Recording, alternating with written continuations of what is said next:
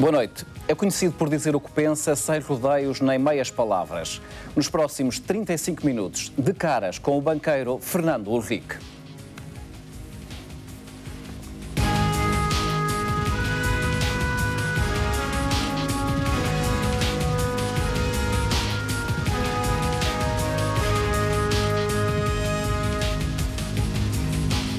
Boa noite, Fernando Ulrich. Muito obrigado por esta entrevista. O Orçamento de Estado está sob fogo cruzado de vários setores. Do seu ponto de vista, com este documento, o país vai ficar melhor ou pior do que o que está? Eu penso que para nós discutirmos o Orçamento do Estado temos que perceber onde é que estamos.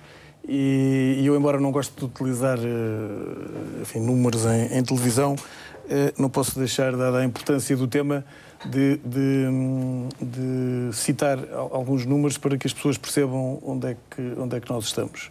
Porque senão não percebemos o orçamento para 2013, se não percebermos onde é que estamos e qual é o ponto de partida. Entre 2009, que foi o ano em que, enfim, dos últimos, o ano em que o déficit público atingiu o valor mais alto, 17 mil milhões de euros, 10,2% do PIB, portanto um valor enorme. Até 2012, estima-se que este ano o déficit seja ligeiramente abaixo de 10 mil milhões de euros. E estou a considerar números sem medidas extraordinárias, porque penso que só servem para perturbar estas análises. E em percentagem, 6% do PIB. Portanto, isto significa que em 3 anos, desde 2009 até 2012, os portugueses foram capazes de reduzir o déficit orçamental sem medidas extraordinárias em mais de 7 mil milhões de euros. O que corresponde a 4,2 pontos percentuais de PIB, portanto 10,2% para 6%. Se olharmos para o déficit sem considerar os juros, porque os juros que nós pagamos têm a ver com a dívida que foi acumulada ao longo dos anos, não dependem das decisões e das políticas adotadas apenas no próprio governo, ano. Não é apenas num ano. Nós vemos que, e chama-se a isso, portanto, sem considerar os juros, o saldo primário, neste caso o déficit primário, ele foi de 12,3 mil milhões de euros em 2009, 7,3% do PIB, e em 2012 estima-se que ficará, de acordo com o documento que o Governo entregou na Assembleia da República, ligeiramente abaixo de 3 mil milhões de euros, ou seja, 1,8% do PIB. Portanto, nos mesmos 3 anos, e excluindo os juros, os portugueses foram capazes, ou serão capazes, no final do ano, de ter uma redução no déficit primário, sem juros, de 9,4 mil milhões de euros, 5,5 pontos percentuais do PIB. Depois desse esforço, Fernando Ulrich, como é que se justifica este orçamento? Ora bem, justifica-se, enfim, o que se passa é que nós temos ainda problemas muito sérios para resolver. Temos uma dívida pública muito grande, que deixámos explodir nos últimos anos, e o déficit continua, os 6%. São um grande progresso face aos 10,2%, mas são ainda um valor muito alto. E é por isso que os próximos orçamentos têm de continuar a ser e são muito exigentes. É isso que explica esta dificuldade para 2013.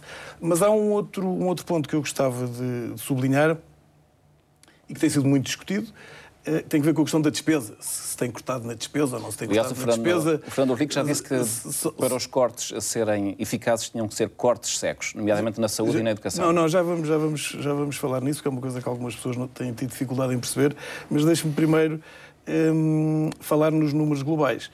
A despesa, sem considerar os juros, portanto, outra vez a despesa primária, e sem medidas extraordinárias, atingiu o seu valor mais alto no ano 2010, 82,4 mil milhões de euros, 47,7% do PIB, portanto, de facto, um valor muitíssimo grande. Em 2012, estima-se que fique em 68,6 mil milhões de euros, portanto, uma redução de quase 14 mil milhões de euros em 2 anos. Eu diria, para usar a terminologia que está agora muito em voga, que é uma redução brutal, é uma redução enorme, colossal da despesa. Isto são 6,5 pontos percentuais do PIB e, portanto, eu não consigo perceber como é que ainda há pessoas com responsabilidades, seja políticas, seja de comentário público, que podem continuar a dizer que não se corta na despesa. Agora, o que é que acontece em 2012 e em 2013?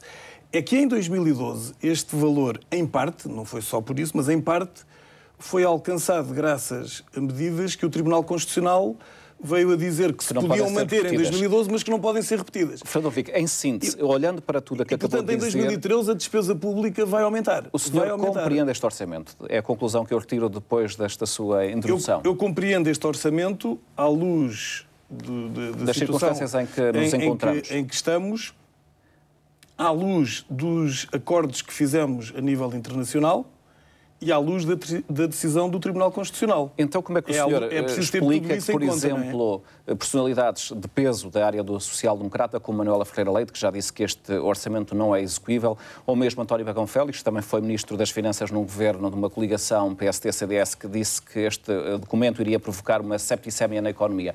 Portanto, que está tudo cego, estas personalidades não estão a ver a realidade, é isso que está a dizer?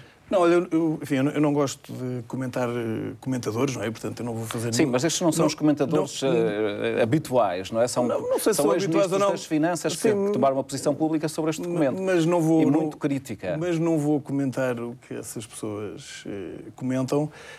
O que eu vou sublinhar é o seguinte.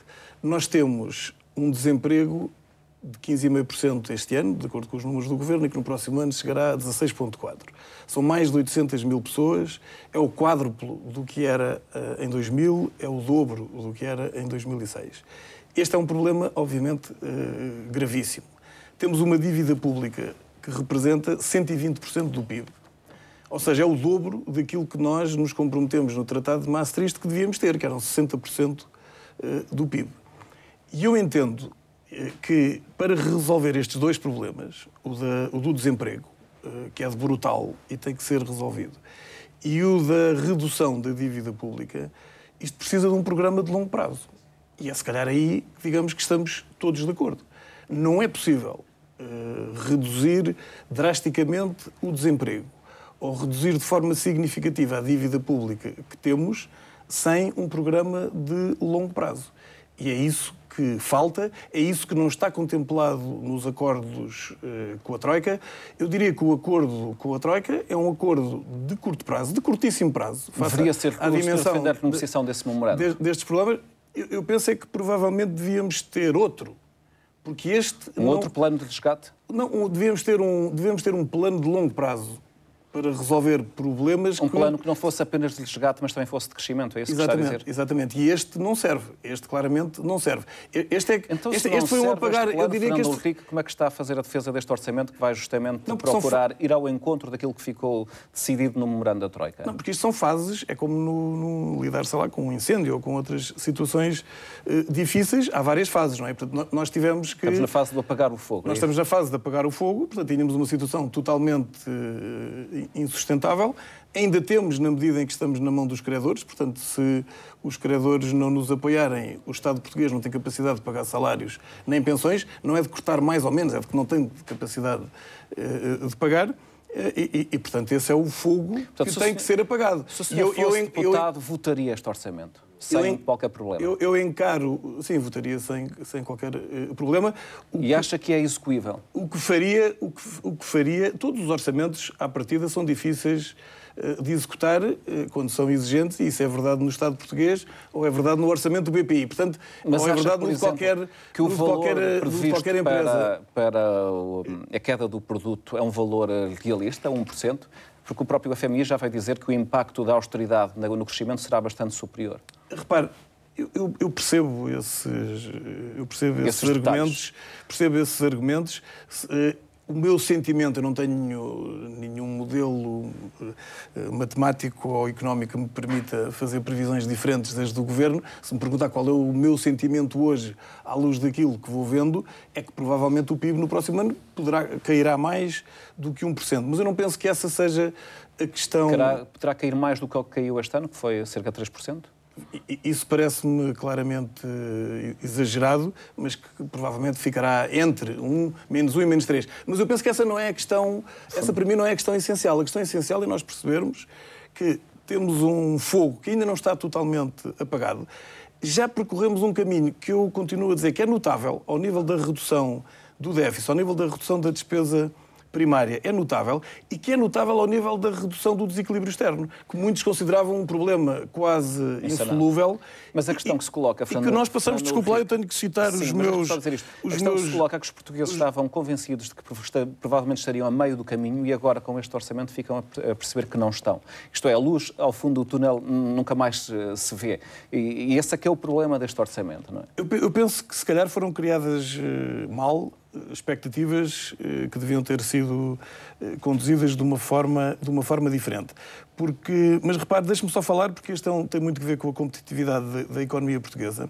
O ano em que nós tivemos, enfim, nos últimos 10, o pior resultado em termos da balança de bens e serviços foi 2008, em que o déficit foi 9,5% do PIB, o déficit externo. Em 2012, provavelmente teremos um ligeiro superávit de 0,3%. Portanto, significa que o déficit da balança de bens e serviços melhora quase 10 pontos percentuais do PIB entre 2008, e é importante falar nisto, porque é um ajustamento que começou antes da entrada da Troika e antes da tomada de posse deste governo, e é um ajustamento que se verifica em todos os anos deste período. 2009 foi menor que 2008, 2010 menor que 2009, uma parte desse, e por aí desse fora. resultado deve-se à quebra do consumo, outra parte deve-se, de facto, ao aumento das exportações. Não, mas repare que a quebra do consumo é boa. Cuidado, a quebra do consumo é boa, porque nós não vamos poder, se calhar nos próximos 10 ou 20 anos, voltar a consumir como consumíamos. Portanto, essa quebra é boa. Que o aumento da carga fiscal, que está a ser classificada de brutal por vários setores, prevista neste orçamento, venha a esmagar a economia. Não, o que o próprio Ministro da Economia já disse que sim, que achava que este orçamento não vai contribuir, nomeadamente através do aumento da carga fiscal, para estimular o crescimento económico. Sim, claro, isso eu nunca vi em lado nenhum aumento da carga fiscal estimular o crescimento económico, e, portanto, isso não é então, nenhuma... como é que vamos sair desta... Isso não é nenhuma novidade. Não, nós não vamos... Como é que vamos sair disto? Não vamos sair disto em 2013, e por isso eu já respondi à sua pergunta, quando eu digo nós temos que ter uma agenda para Portugal com um horizonte para alguns temas de 10 anos e noutros, se calhar, de mais. E é isso que nós... É nisso que tem faltado. Claro, claramente mas falta. E eu percebo que não é possível fazer tudo ao mesmo tempo. Mas se concorda que o aumento da carga fiscal é muito grande, não acha que haveria uma outra alternativa que não fosse tão má para a economia? Eu penso que a discussão das alternativas tem que ser feita no quadro da discussão de um plano de médio prazo. Não consigo ver... Quando nós tínhamos... Repare, o objetivo que foi inicialmente acordado com a Troika para 2013 era de um déficit, salvo erro, de 3% do PIB. O déficit do orçamento era de 3% do PIB. Agora, o Governo conseguiu que fosse 4,5%. É mais 1,5% do que aquilo que estava acordado no memorando inicial. E sim, mesmo para chegar lá... cumprir 5% do PIB, sendo que nós, na verdade, não estamos lá. Vamos ter que recolher as receitas extraordinárias. Não, e por isso é que eu digo que a forma de responder a esta discussão é no quadro de uma agenda para Portugal de médio e longo prazo que não existe. Portanto, o senhor não concorda com aquela crítica de que nós estamos a pagar um preço demasiado alto para sermos o melhor aluno da Europa, ou um bom aluno na Europa? Não, repare, eu penso que foi importante ter sido bom aluno para ter um mínimo de credibilidade que nos permita discutir alternativas. E se nós não tivéssemos sido bom aluno a partir de junho de 2011 até agora, a nossa credibilidade não era zero, era negativa. Eu penso que neste momento, se não deitarmos tudo a perder, nós já temos um capital de credibilidade que pode ser utilizado para discutir alternativas num quadro de médio prazo. Mas não penso que a forma mais eficaz de o fazer seja a discutir os detalhes, ainda que dolorosos, do orçamento para 2013. Muito claramente, o senhor confia no Ministro das Finanças, Vítor Gaspar? Eu penso que o Ministro das Finanças, Vítor Gaspar, é uma pessoa extraordinariamente competente, muito inteligente, totalmente dedicada à causa que está a defender, que tem uma enorme credibilidade internacional e, portanto, eu penso que Portugal tem muita sorte de ter o Dr. Vítor Gaspar como Ministro das Finanças, que eu conheço mal e de quem não sou amigo pessoal, portanto não estou aqui a defender... Tem sido dito que o Ministro Vítor Gaspar é um homem dos gabinetes, das alcatifas, que não conhece a vida real e que viveu muito tempo fora do país. E ainda bem que ele viveu tempo fora do país, porque pode olhar para muitos problemas com outra distância e tem uma enorme é que não conhece a realidade do país. E tem uma enorme capacidade de ter credibilidade internacional. E, portanto, eu penso que ele é o homem certo no lugar certo. Se calhar alguns dos comentários que está a fazer podem se referir mais não digo insuficiências, mas se calhar há atuações menos felizes de outros membros do Governo, incluindo o Primeiro-Ministro, do que do Dr. Vítor Gaspar. Ele faz o papel de Ministro das Finanças. Penso que não lhe compete fazer outro e não o devemos sobrevalorizar ao ponto de pensar que ele é mais do que isso. Não, ele é o Ministro das Finanças. Os portugueses estão condenados a empobrecer?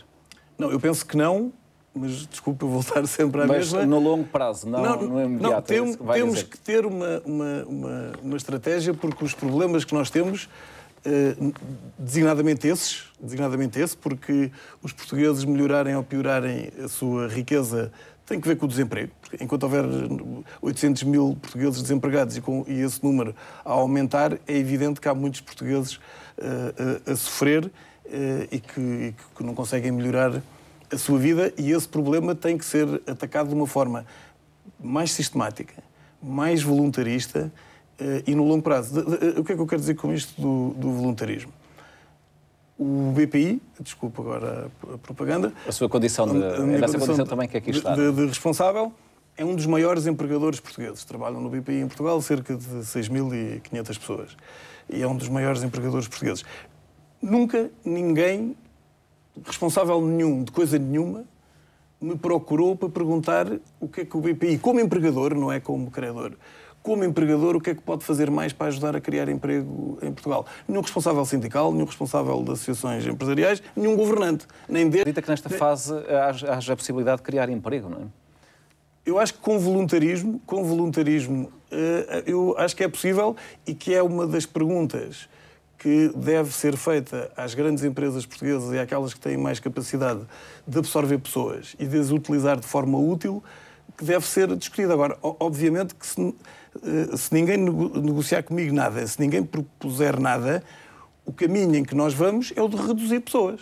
E é isso que vamos continuar a fazer, porque é isso que aumenta a rentabilidade do banco. Agora, nós podíamos fazer as duas coisas ao mesmo tempo. Mas eu não estou a perceber, mas estava à espera do Estado para negociar consigo para aumentar o número de empregados do banco? Claro, porque como eu não preciso... o BPI... Se tivesse apoios do Estado, poderia criar emprego no BPI? Era isso que me está a dizer? E é melhor do que pagar subsídios de desemprego.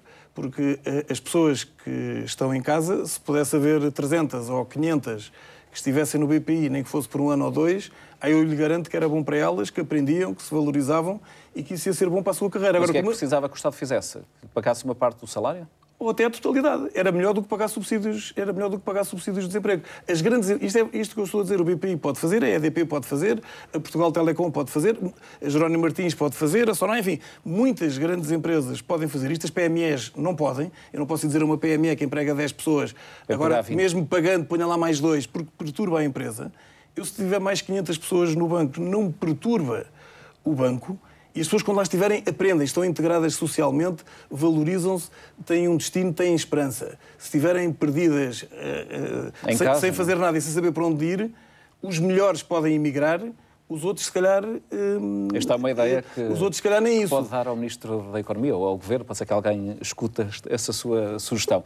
Eu calculo que a RTP1 é muito ouvida e, portanto, é um bom sítio para dar a sugestão. Que respostas é que o seu banco dá àquelas pessoas que chegam ao balcão e dizem: meus senhores, eu já não tenho dinheiro para pagar a casa, para pagar os empréstimos. O que é que no seu banco é dito a estas pessoas que chegam lá nestas condições?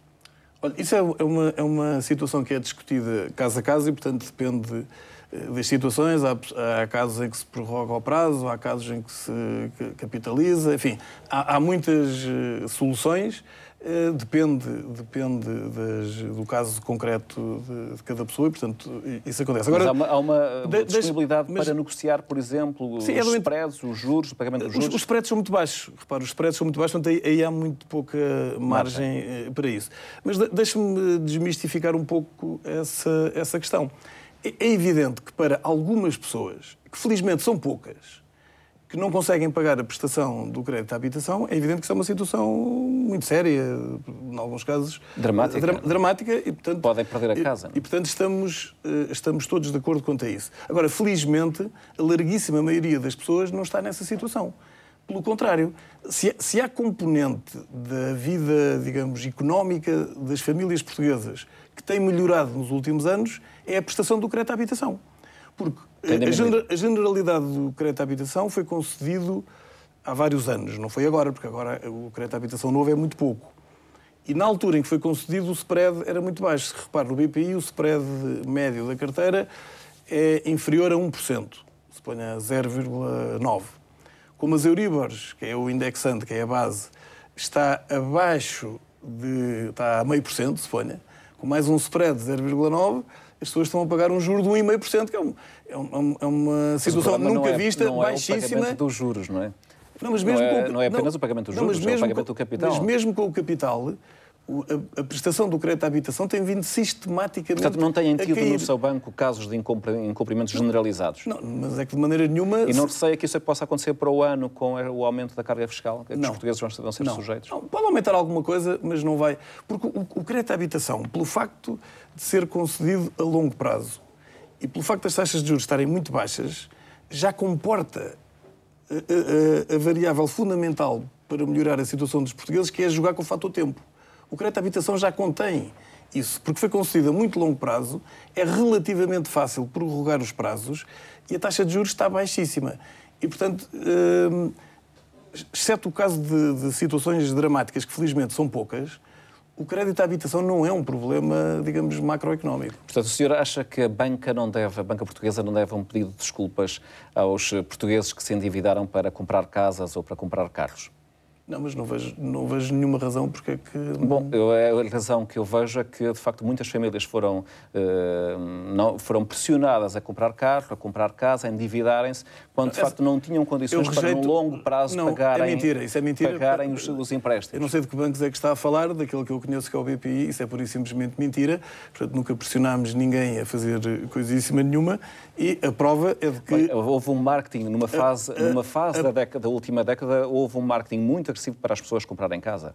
Eu não sei se o marketing foi agressivo ou não foi agressivo. O que eu sei é que a decisão foi tomada pelas pessoas e ainda bem que as pessoas compraram casa, porque hoje têm casa e o esforço para a pagar é muito baixo. Portanto, eu penso que foi uma boa decisão das pessoas, tirando casos, digamos assim, particulares, abusivos ou casos particulares. Portanto, eu rejeito liminarmente a sua afirmação e a prova é que o rácio de crédito vencido no crédito à habitação e também para comprar automóvel é baixíssimo. Portanto, é baixíssimo no sistema e é baixíssimo no BPI. Vamos dando notícias de muitas famílias que deixam de pagar os empréstimos da casa porque mas não podem. Mas é que não são muitas, percebe? O problema é que não são muitas. São bastantes. No caso do BPI não são, portanto não sei do que é que está a falar. Não, estou a falar da banca em geral, não apenas do BPI. Eu só posso falar pelo BPI. Muito bem, porquê é que continua a ser tão difícil as pequenas e médias empresas terem acesso a fontes de financiamento na banca?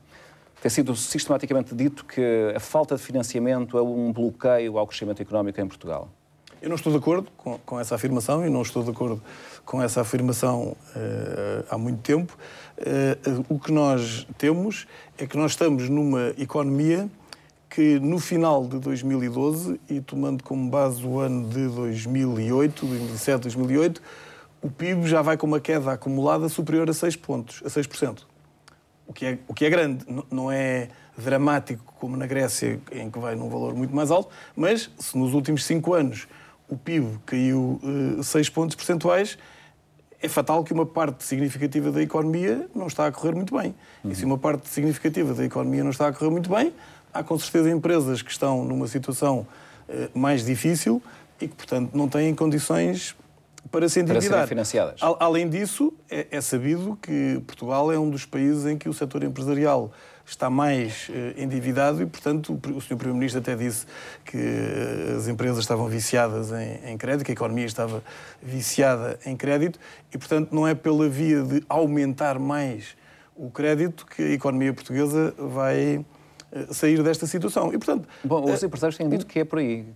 Passa muito por aí da situação desesperadas em que muitas empresas se encontram neste momento. É uma opinião que eu respeito, mas... Não concorda? Não concordo, e designadamente todas aquelas que estão numa situação desesperada, não é por causa do crédito, não é porque não têm capitais próprios, é porque não têm mercado, é porque não têm inovação, mas não é porque não têm crédito. Não é? Porque se tiverem isso tudo, se forem ao BPI terão crédito, é isso que me está a dizer? Claro, e o problema neste momento em Portugal, e aí essa é a verdade, é que o crédito é caro.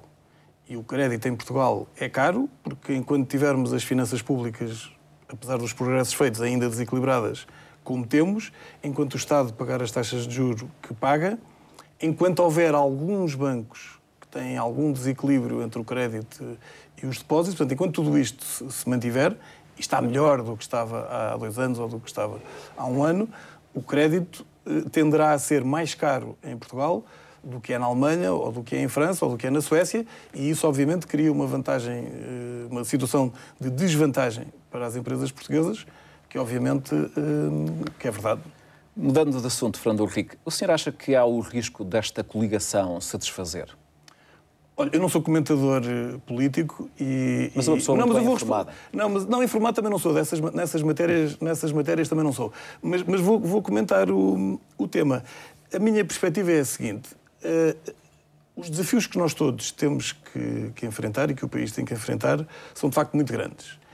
E, apesar dos progressos já realizados em algumas frentes, como eu sublinhei, ainda há muito para fazer e isto cria uma tensão enorme, uma pressão enorme, não só política, como até física e psicológica para as pessoas que estão nestes cargos. E, portanto, eu penso que seria péssimo vivermos uma situação em que o governo cai, ou que há um partido que sai da coligação, ou porque parece que há uma birra, não me deixas fazer isto, então eu vou-me embora. Isso era péssimo, quer do ponto de vista interno, quer do ponto de vista externo. Mas há outra situação que deve ser considerada. É que, se calhar, numa situação tão pressionante como é esta, se calhar devíamos ter eleições em prazos mais curtos. E, portanto, se calhar o que faria sentido era fazer eleições de 2 em 2 anos, em vez de 4 em 4, enquanto a situação for tão difícil. E então não há nenhuma crise agora, porque eu penso que seria ridícula e descredibilizaria todos, o país, mas também aqueles que a provoquem, não é? Portanto, quer dizer, seria absolutamente extraordinário. Enfim, o caso agora que se tem falado tem que ver com o CDS, e eu aí até sou amigo do Dr. Paulo Portas, destes políticos todos, é o que eu conheço melhor. E compreende o silêncio dele sobre o orçamento? Não, percebo, porque acho que é uma prova de sensatez, porque obviamente que há ali situações que são difíceis para ele face às posições que assumiu antes, mas quer dizer, eu penso que ele perderia toda a credibilidade sendo Ministro dos Negócios Estrangeiros. Portanto, tendo a obrigação de ter toda a informação sobre a situação internacional e sobre as condicionantes externas que Portugal sofre. Agora, ser ele a provocar uma crise e não conhecendo o país alternativas que ele tenha apresentado para isso. Portanto, eu penso que a maneira de ultrapassar isto é fazer eleições em maio. Portanto, em maio de junho, quando se completam 2 anos sobre as últimas eleições, era desde já os partidos e o Sr. Presidente da República concordarem que há outra vez eleições, não daqui a 3 anos, mas já em maio. Eleições antecipadas, em que todos estivessem de acordo para as concretizar. E aí, penso que é útil, numa altura tão difícil, que o povo seja consultado com mais frequência. E se combinassem agora para fazer em maio, junho, também dá tempo às pessoas para prepararem os seus programas, prepararem as suas equipas, para discutirem as tais alternativas que tanta gente diz. Você acha que se houvesse eleições em maio, a realidade política iria mudar muito? Isso eu já não faço ideia, isso eu não faço ideia. Isso tenho dificuldade em pronunciar sobre isso, nem faz sentido. Agora, eu penso que isto é uma sugestão construtiva e que permitia conciliar, por um lado, a dificuldade de gerir sob tanta pressão com o recolher a sensibilidade dos portugueses, que obviamente pode ir mudando ao longo do tempo, dada a intensidade dos acontecimentos. Mas acha que nesse caso, nessa circunstância, o PSD e o CDS deveriam ir juntos a eleições ou cada um por si? Isso eu não sei, se eles é que... Isso cada um é que tem que saber. Mas, enfim, há várias soluções possíveis. Mas o que é que era, do seu ponto de vista, desejável para o país? Há várias soluções possíveis. Há pessoas que têm defendido que era importante que o Partido Socialista estivesse mais envolvido no processo de decisão. E, portanto, esse também pode ser um caminho possível. O PSD não tem necessariamente que se coligar ou que se aliar com o CDS, também se pode aliar ou coligar com o Partido Socialista. Não me parece que as diferenças que existem entre todos sejam assim tão grandes que tornasse isso impossível. E penso que era... Sabe, uma das dificuldades maiores que eu constato na vida portuguesa, e admito que noutros países seja assim, é que os responsáveis muitas vezes não têm tempo a pensar. Porque entre ir ao Parlamento, ir ao Conselho de Ministros, ir aos Ecofins e às reuniões todas da Europa, e depois mais as da Troika, e mais as dos partidos a que têm que ir dar contas, é uma vida, de facto, muito ingrata, e E se há alturas em que é preciso ter tempo para pensar, em momentos difíceis, em momentos de crise. Já há pouco manifestou a sua grande confiança no Ministro das Finanças. Eu pergunto-lhe qual é a sua opinião sobre a liderança de Pedro Passos Coelho até agora e sobre o desempenho do Ministro Portas, Ministro dos Negócios Estrangeiros. Não, eu, como disse, eu não sou comentador e, portanto, eu conheço mal o Dr. Pedro Passos Coelho e, para mim, ele foi uma surpresa positiva como Primeiro-Ministro e tenho feito e faço um julgamento positivo do seu trabalho e, designadamente, daquilo em que eu tive interação direta com ele. Não foram muitas vezes, mas foram algumas. Dito isto, eu tenho que reconhecer que desde o dia 7 de setembro estou perplexo com a forma como vários assuntos têm sido... Acha que tem sido um acumular de erros? Conduzidos em Portugal. Eu não queria classificar, porque como estou perplexo, ainda não consigo... ter a ideia do filme dar a minha classificação, porque estou numa fase em que não percebo, não é? Mas percebo o que acha que há... Não percebo o que aconteceu desde o dia... muito extraordinárias que não percebo o que aconteceu desde o dia 7, o que foi anunciado no dia 7, a forma como foi anunciado no dia 7. Repare, só aquele pormenor de ser antes de um jogo da Seleção Nacional, quer dizer, a mim deixou-me logo irritado, ofendido, não é? Mas a que título é que me convocam para ouvir uma mensagem muito importantíssima sobre a situação do país 20 minutos antes do jogo da Seleção Nacional? O que é que isto quer dizer? Fiquei logo mal impressionado com esse pormenor. E daí para cá não percebo a sequência dos acontecimentos, porque, repare, há um ponto que eu gostava de falar. Se havia um momento para ter uma crise política, foi quando o Tribunal Constitucional tomou a decisão que tomou. Eu penso que nesse momento eu admito que se justificasse o Primeiro-Ministro e o Governo se demitirem. Porque, independentemente do mérito ou demérito da substância da decisão do Tribunal Constitucional, foi a afirmação da vontade de um órgão que não tem apelo. Portanto, numa situação como o país está, haver um órgão cujas decisões não têm apelo, não podem ser alteradas, ou é extraordinariamente difícil serem alteradas, cria uma rigidez e uma limitação à atuação dos políticos que têm a responsabilidade por conduzir os destinos do país, que eu devo dizer que teria percebido que nesse momento o Governo se tivesse demitido. Também percebo que não o tenha feito, por entender que o interesse nacional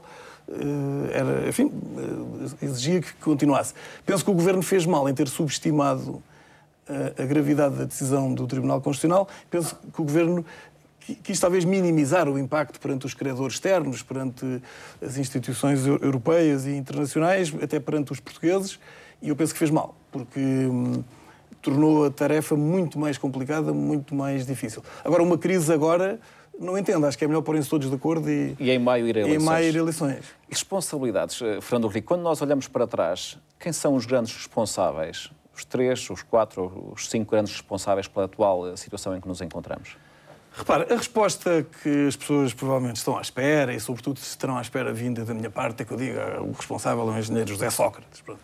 Eu, como disse o que tinha a dizer sobre a governação do engenheiro José Sócrates, enquanto ele era Primeiro-Ministro e era um homem poderoso, não é agora que ele sei que vai já está fora, não vale a pena estar a repetir. Mas acha que foi ele o grande responsável pela situação em que nos encontramos? O que eu disse na altura está dito e, portanto, mantém-se.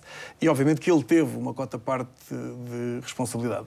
Mas, obviamente, que não foi o único. E eu gostava de chamar a atenção para 2 situações que eu penso que merecem, por vezes, pouca atenção.